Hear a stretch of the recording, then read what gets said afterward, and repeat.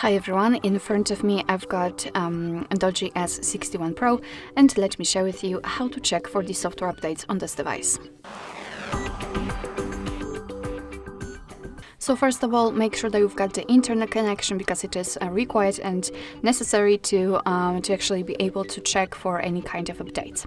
Then let's enter the settings, and here we have to scroll down to the very bottom to find About Phone. Right, as you can see in this right corner, we've got the system update, so let's tap on it. Of course, give all the permissions, and as you can see, your device will check for the updates. Let me tap on OK.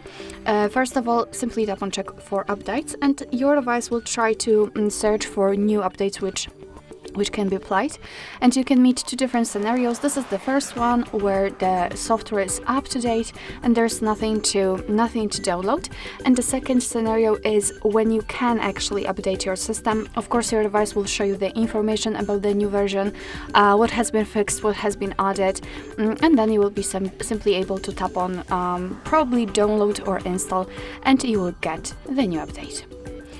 Alright, so that will be all. Thank you so much for watching. I hope that this video was helpful, and if it was, please hit the subscribe button and leave the thumbs up.